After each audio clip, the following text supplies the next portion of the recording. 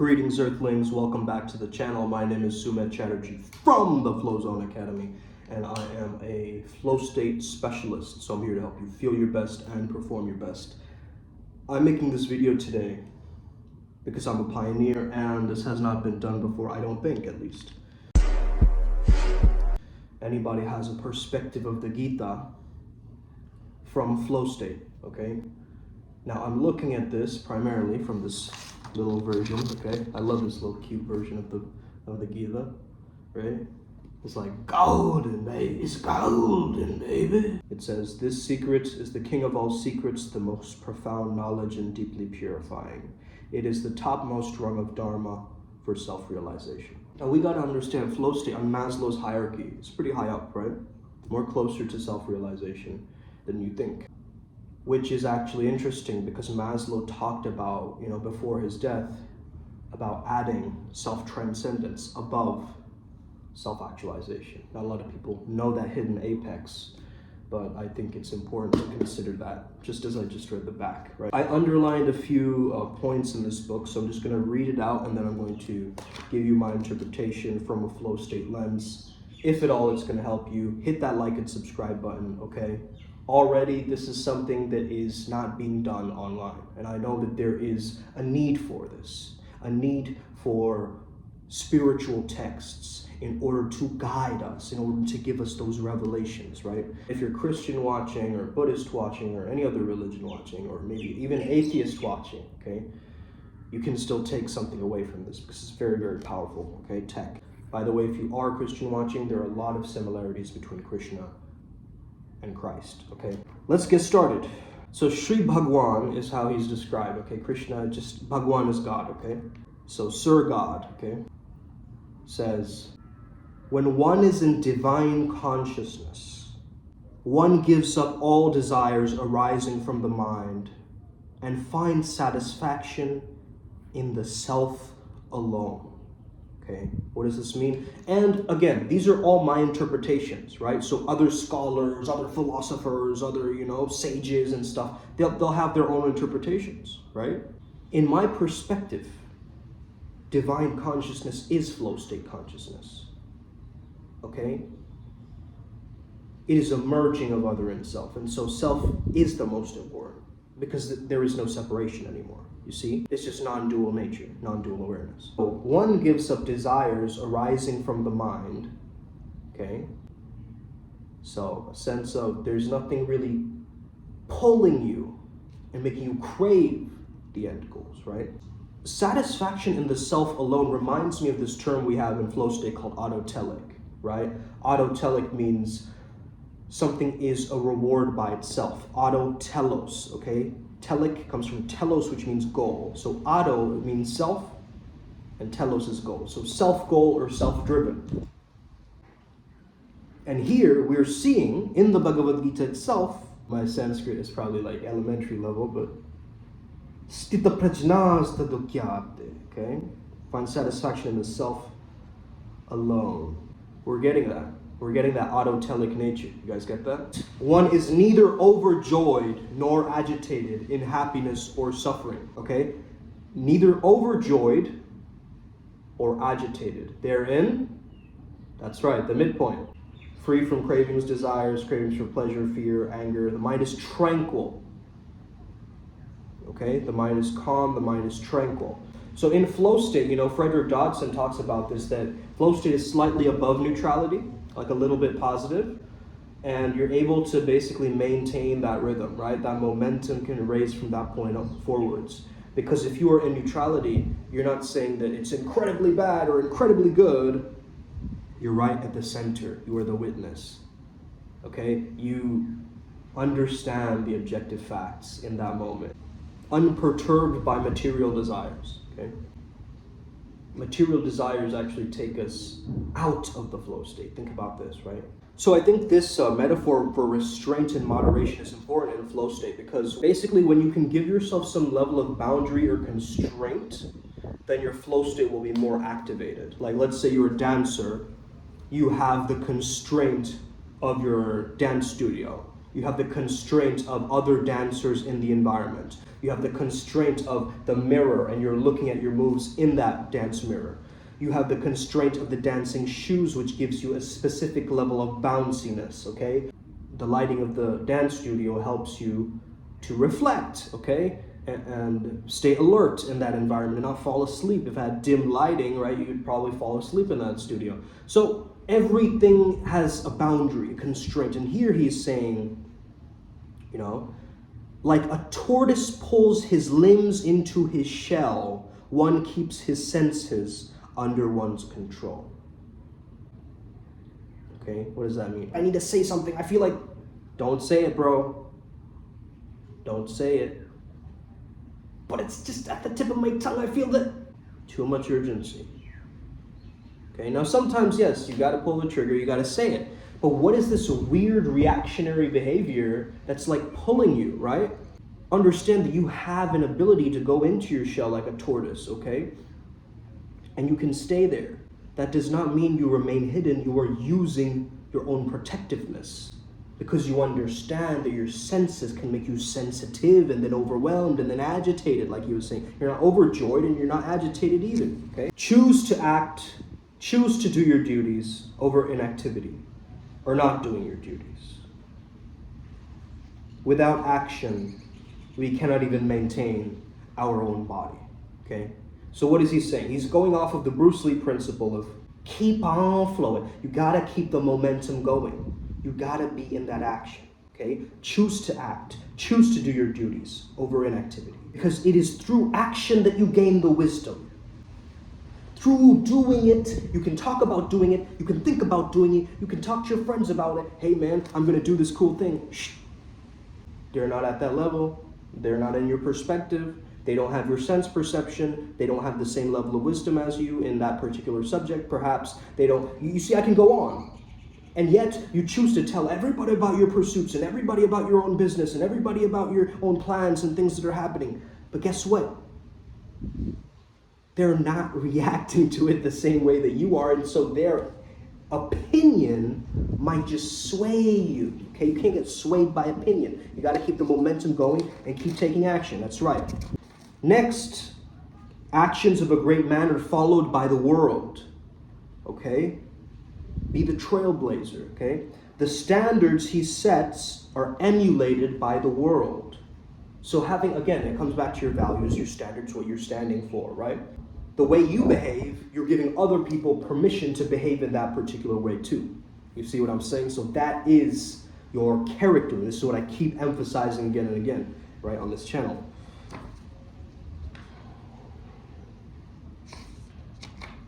Okay? So you don't need to go out and seek fame and seek followers to follow you. No, you speak your truth. No, you just sing your song, your heart song. You sing and you allow yourself to express yourself from your depth, from your heart, gut, soul, balls, or ovaries. You know that you are aligned and that you are communicating through that alignment. Both wise and ignorant act as per their nature. Nothing is achieved by suppressing one's innate natural tendencies. It's saying here that your senses block the path of self-realization. Your senses which affect your desires and aversions. So we're living in a culture, guys, where we're being overstimulated nowadays, right? Bombarded with so much information. So it's no wonder we aren't self-realized. It's no wonder we're so disconnected from the source or disconnected from God, right? And truth. It is advisable to act according to one's own nature and duties. Even if it is not done perfectly, it's still better than doing another's duty. Let's say you're a painter, you're there to paint. You're not there to be a writer just because your parents convinced you or you know, somebody else gave you that extra nudge. Perhaps that's not your duty in this world, you see? He says that this is actually downright dangerous for the soul. You dropping your own duties and doing the duties of somebody else. This is very, very key because job dissatisfaction is going up, guys. You get that? With COVID and everything, all this stuff, we've got to bring back our self-realization, okay? The senses are superior to gross objects. The mind is superior to the senses. Higher than the mind is the intelligence, and superior to the intellect stands the soul. Now you might be an intellectual and a sapiosexual, as they all say on Tinder, right? But understand, superior to that intellect is your soul. Soul stands above your intellect. So it's like a level, right? So it goes gross objects, mind, senses, intelligence, intellect, soul. So this unattachment to the outcome, this is powerful for manifestation too, right? A massive aligned action with detachment from the outcome, without the fruit of the result, which we'll get to here, okay? I am not affected by any action, nor do I desire the fruits of action. Okay, the reward. Give me that dopamine. Give me that reward, man. Just understanding this truth about me will free one from karmic bondage. That's how you free yourself. You tap into the zone. That's how you free yourself. You get that? You what? You remain unattached to the outcome. You're not clinging to it. I do not desire the fruits of action. Now this is a very powerful one. It's on page 1112, so we got to know that it's powerful. 111, by the way, is an angel number, if you guys are unaware of that kind of stuff, okay? The wise can identify action in inaction and inaction in action. The yogis, they are yogis who have mastered their actions. Isn't this Wu-Wei? Isn't this Mushin? Isn't this the action of non-action, or the non-action of action? Unnatural naturalness, as Bruce Lee says, or natural unnaturalness. Acting unacting, or unacting acting. Okay? This is beautiful. Okay? Now, of course, Stephen Kotler in the Flow Genome Project talks about ecstasis and the 4 levels of ecstasis, which is basically STER, okay? Selflessness, timelessness, effortlessness, and richness of the environment, okay? Now, if you're unfamiliar with these terms of flow state and stuff like that, you haven't been on this channel long enough, or you're just learning about these things, so that's completely valid. But understand this statement, okay? One who is detached and firmly in transcendental knowledge is released from all karma and is himself transcendental, okay? So transcendental knowledge makes one transcend. Okay, that sounds legit. Did someone break your heart? But remember, to do this, we must, what? Detach. He is active without any fruitive activity. See, exactly, bro. Stop taking all these fruity actions, okay? He's always satisfied and independent, okay? Self-sufficiency, okay? It says, this boat of transcendental knowledge can help you cross the ocean of material existence, however big a sinner you may be. So basically he's saying, like, and this is what Christ says too, like, you can repent, right? If you've sinned, if you've done anything, you can always confess. You can always repent. You can always reconcile. If you approach it with the humility and a mood of submissive curiosity and genuine service, enlightened by a guru, you'll be free of all ignorance and see all living beings as sharing a common spiritual core. As fire burns wood to ashes, so does knowledge burn away all karmic reactions. So the karma burns the karmic imprints, okay? Because karma just means action, okay? If you weren't familiar with that. So faith and control lead to success in this endeavor, and once successful, one attains everlasting peace. And he's differentiating success from material wealth and those kinds of things, right, guys? Because nothing is more purifying than divine knowledge, he says. A mind purified by yoga receives this knowledge with time. Yoga meaning to merge, to yoke, to blend, to merge with something. The path of karma yoga, or action without attachment to results, is better than renunciation of action to acquire knowledge. Powerful, okay? Karma yogi is considered to be renounced because he's free of desires and aversions pertaining to results of action. Free from material bondages, he attains liberation easily. The restless mind is indeed difficult to control, but it can surely be done by practice and detachment. Yoga is difficult for one whose mind is out of control. But in my opinion, once the mind is controlled, yoga can be perfected. You got to control the mind. You got to get out of the chains that the mind causes. So to be good at yoga, so if you are able to control your own mind, guess what? You'll be a good yogi, right? Imagine like you're not feeling that weird pain anymore. You're stretching your leg. At first, you're going to feel a lot of pain. And I'm going to talk about resistance more, guys, because I've been going through the War of Art, so I'll be covering that book too, because I have a lot to say about that. That's like one of my biggest enemies my entire life, okay, has been resistance. So I need to talk about that topic. It's not that I need to, I choose to reflect on that knowledge, okay?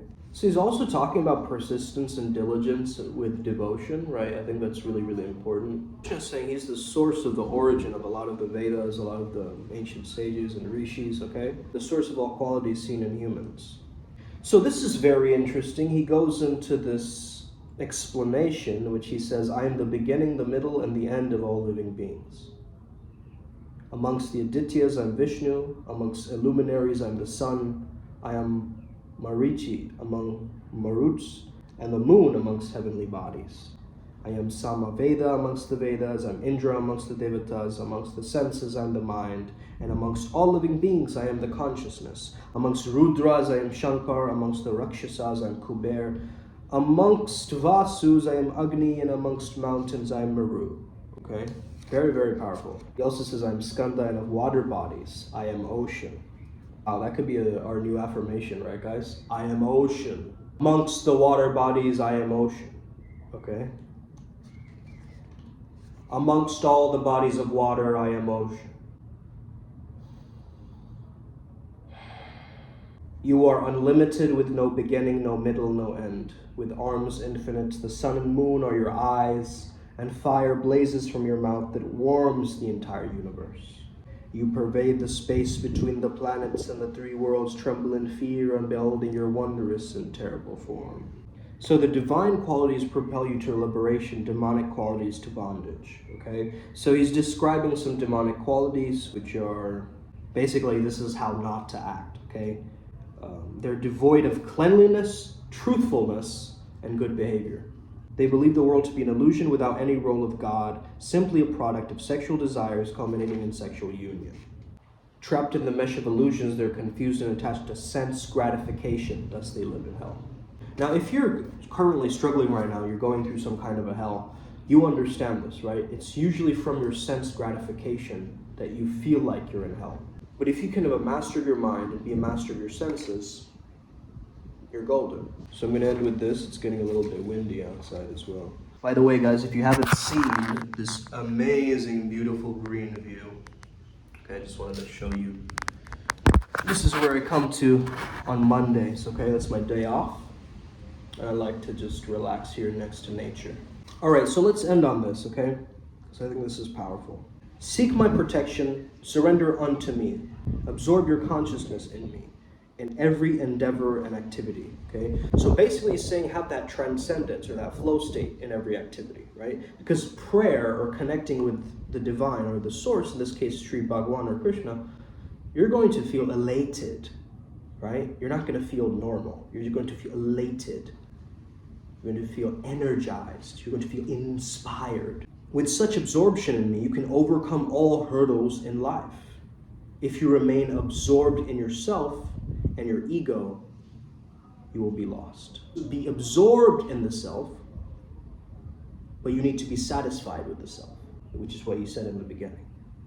Self-absorption is not the same as self-satisfaction. The same thing, you're absorbed in your own ego, right?